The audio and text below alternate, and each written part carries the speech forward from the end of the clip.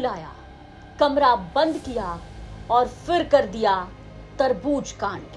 नमस्कार, बिहार तक देख रहे हैं आप और आपके साथ मैं हूं हर्षिता सिंह। क्राइम की कहानी में आज बात करेंगे ऐसे क्राइम की जिसे आप सोच भी नहीं सकते हैं कि कोई ऐसा भी कर सकता है। इस क्राइम की कहानी में 3 किरदार हैं, एक पति है, एक पत्नी है और एक तरबूज है।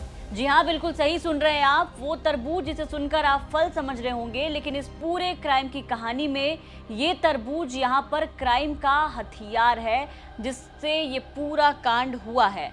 आपको बता दें कि क्राइम की जो कहानी हम आपको बताने जा रहे हैं ये बिहार के गया ज़िले से सामने आई है, जो कि अब नाम बदल करके ज़िले का नाम गया जी रख दिया गया है। और यहाँ से एक ऐसी खौफनाक कहानी सामने आई है जिसे सुनकर आप तरबूज खाने से पहले 10 बार सोचेंगे कि आखिर ये तरबूज खाए या ना खाए। इस किरदार में, जैसा कि हमने आपको कहा कि इस क्राइम की कहानी में 3 किरदार है, जिसमें एक पति पत्नी है और एक तरबूज है। पत्नी का नाम है लखिया देवी, जिसकी उम्र 22 साल बताई जा रही है। पति का नाम है मंटू यादव, जिसकी उम्र जो है वो 25 साल बताई जा रही है। दोनों की शादी साल 2022 में हुई थी, बहुत ही अच्छे तरीके से।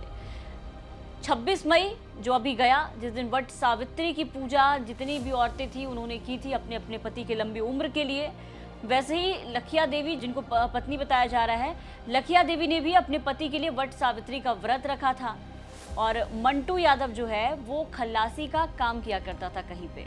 बेचारी पत्नी सीधा व्रत किए हुए मंटू यादव के पास जाती है, बहुत ही प्यार से इसे बुलाती है और फिर घर लेकर के जाती है। कहती है कि घर चलो। इसके पहले दोनों का झगड़ा हुआ था तो उसको लेकर के पहले मनाती है, फिर मंटू यादव को घर लेकर के जाती है। घर जाते ही दोनों कमरे में बंद होते हैं, दोनों में बातचीत होती है और फिर पत्नी देती है वट सावित्री के दिन खाने के लिए फल। वो फल होता है तरबूज, जो कि मंटू यादव के लिए ही लेकर के आई थी। जब मंटू यादव उस तरबूज को खाता है तो खाने के बाद चिल्लाना शुरू करता है। कमरे के बाहर आकर के सीधा छटपटाकर ज़मीन पर गिर जाता है और उसकी भाभी जो वहाँ पर मौजूद होती हैं जल्दी से उनके भाई को फ़ोन करके बुलाती हैं। जब तक मंटू यादव को उठाया जाता है, ये समझा जाता है कि आखिर ऐसा क्या हुआ कि कमरे के बाहर निकलते इस तरीके से ज़मीन पर छटपटा के गिर पड़ा। मंटू यादव इशारे से बताता है कि मैंने तरबूज खाया और तरबूज खाने के बाद मुझे एक बेचैनी सी हो रही है। जिसके बाद भाई मंटू यादव का जो है बड़ा भाई, वो घर आते हैं और फिर मंटू यादव को अस्पताल ले जाने की तैयारी करते हैं। लेकिन रास्ते में ही जो मंटू यादव है वो दम तोड़ देते हैं, उनकी मौत हो जाती है। और फिर 28 मई जब पुलिस को इस पूरे मामले की सूचना मिलती है तो 28 मई को एक बड़ा खुलासा करती है पुलिस।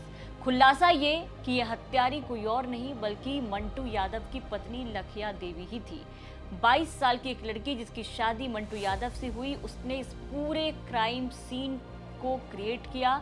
इस पूरे क्राइम सीन की वो मास्टरमाइंड निकली, जिसमें उसका हथियार जो है वो क्राइम का हथियार वो बना एक तरबूज, जो आमतौर पर एक फल की तरह लोग देखते हैं। घर पे पड़ा हुआ था वो तरबूज, लेकिन किसी ने घर पर उसे देखने के बाद ये नहीं सोचा था कि ये तरबूज नहीं बल्कि उसके घर के चिराग के लिए मौत है, उसके लिए ये जहर है।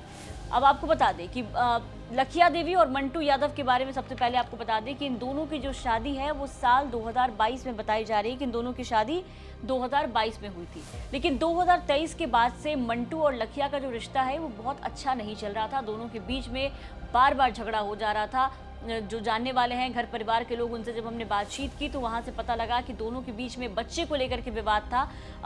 मंटू यादव और लखिया देवी के बीच शादी के बाद आपको बता दें कि दोनों के शायद बच्चे नहीं हो रहे थे, जिसको लेकर के अक्सर दोनों में लड़ाई झगड़ा जो है वो होता रहता था। लेकिन इधर जो मंटू यादव के जो बड़े भाई हैं उनका कहना है, जो उनकी भाभी है उनका कहना है कि लखिया देवी जब से घर में आई है तब से लगातार वो फ़ोन कमरे में बंद होकर के किसी से बातचीत किया करती है और ससुराल में भी रहना बहुत कम होता है। ज़्यादातर जो उसका वक्त है वो अपने मायके में ही बीतता है। लेकिन जो मृतक मंटू यादव बताया जा रहा है उनके पास कोई भी मोबाइल फ़ोन कभी रहा ही नहीं, लेकिन उनकी पत्नी के पास मोबाइल फ़ोन था और घंटों उनको कमरे से बाहर रख करके लड़ाई झगड़ा करके छोड़कर और हमेशा रूम के अंदर जाके किसी ना किसी से बात करती रहती थी, जिसको लेकर के अक्सर दोनों का विवाद होता था और इसी विवाद में कई बार बात मारपीट तक भी आई है।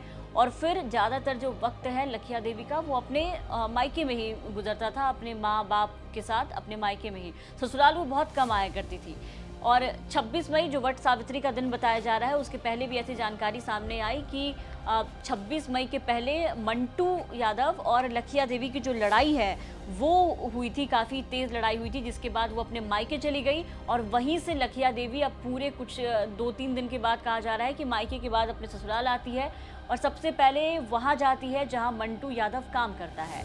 आपको यहाँ ये भी बता दें कि मंटू यादव जिस जगह पर खलासी का काम कर रहा होता है, उसी जगह पर मंटू यादव के जो बड़े भाई हैं वो भी वहीं पर काम कर रहे होते हैं। तो वहाँ लखिया देवी पहुँचती है, सीधे अपने पति का हाथ पकड़ती है और फिर उसे कहती है कि घर चलो, कुछ काम है। और मंटू यादव जब अपनी पत्नी के साथ घर जाता है तो रास्ते में कुछ लोग उसके बड़े भाई को बताते भी हैं कि तुम्हारा जो छोटा भाई और छोटी जो तुम्हारी भाई की बीवी है वो दोनों घर गए हैं। लेकिन थोड़ी देर के बाद उसके पास खबर आती है कि उसके भाई की तबीयत काफ़ी ज़्यादा बिगड़ गई है, हालत काफ़ी नाजुक है। जब भाई घर पहुंचता है तब तक जो भी हमने आपको बताया कि वो पूरी घटना घट चुकी होती है कि जो छोटा भाई मंटू यादव है वो ज़मीन पर पड़ा छटपटाता रहता है। तो फिर मंटू यादव अपने भाई को बताता है कि मेरे साथ गलत हुआ है, मेरे साथ मेरी पत्नी ने तरबूज में जहर दे करके मुझे मार डाला है। और इन सब के बाद जैसे ही जब उसका भाई घर पहुंचता है तो जो पत्नी होती है, उसके घर वाले, उसके जो सास ससुर हैं मंटू यादव के, वो भी पहुंचते हैं उसके ससुराल। और तभी तीनों ही, यानी कि मंटू यादव की पत्नी लखिया देवी, उसकी माँ और उसके पिता, तीनों ही ऑटो पर बैठकर सीधे वहां से फरार होने की तैयारी करते हैं। तभी मंटू यादव का बड़ा भाई जो है वो सीधे पुलिस को फ़ोन करता है, पुलिस मौके पर पहुंचती है और इस पूरे मामले को लेकर के आपको बता दें कि 28 मई का वो दिन होता है जब पत्नी, ससुर और सास तीनों को गिरफ्तार कर लिया जाता है। अब इस पूरे मामले पर भाई और भाभी का, जो मंटू यादव है, क्या कहना है उनके, वो सुनिए। यहाँ से लड़की गई, हुमा हिसाब कराने गई, जहाँ गाड़ी पर रहते थे तो हिसाब कराने गई। वहाँ हिसाब करा उरा के कि हम भाई में जरा कुछ आती है, तो बंटवारा उटवारा का आती है, तो बंटवारा उटवारा कराएंगे, ये बोली। और ये बोल के और गई और हिसाब उसाब करवा उरवा के पैसा वैसा ले करके वहाँ से आ गई और तरबूजा फिर हाथ में लेकर आई और दोनों हाथ पकड़ ले, उहू पकड़ ले, इहू पकड़ ले, दोनों बेकार। मैंने हंसते खेलते हमरा पता चला, टेम्पू वाला 4 गो बोलो कि हमारा ड्राइवर, ये देखी ना वो तो भाया भैया हाथ जोड़ के हाथ तो बोले था तू, ऐसे करके हंसे था तू और बतियाए तावे था तू। कहली हो सकले अथी राशन कार्ड बनावे कहले हले हो, कहूँ हुकाम करे गल होगा आज के दिन, बार पूजा किया नहीं है, वो गेल होगा इसी करे। तो ना तो हाथ से तू घर दिन तो जाए था तू तरबूजा लेके हो। और बस उतना सुने और उतना सुन के हम समाज में चले गए। समाज में से कब हमारा एगो आदमी जाके बोला कि तोर भैया बहुत सीरियस है, से भभुया दे कोई जहर तरबूजा में करके हैं। तो हम तुरंत आए, देख रहे हैं कि यहाँ छटपटाए लगा और छटपटा भैया हमारा जहर दिल को स्प्राइट पिया दिल को। देवर खलासी में था तो वहाँ से मतलब कि उठ के गया, उसको बुला के लाया और लान के और तरबूज में जहर दे के मार दिया गया है। कारण यही है कि मतलब कि बोलता था कि तोरा से बच्चा न हुआ, तोरा ना रहा, तू पसंद नहीं, तू ऐसे ही, तू दारू पियही, तू ताड़ी पियही, ऐसे पूरा करता था।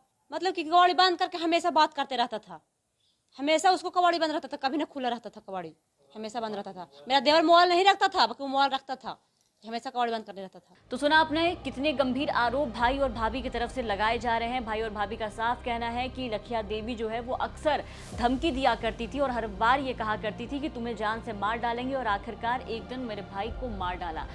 जो मृतक की भाभी हैं उन्होंने भी काफ़ी कुछ बताया है। हालांकि पुलिस ने इस पूरे मामले पर एक्शन लिया है, तीनों को गिरफ्तार किया है, न्यायिक हिरासत में लिया है।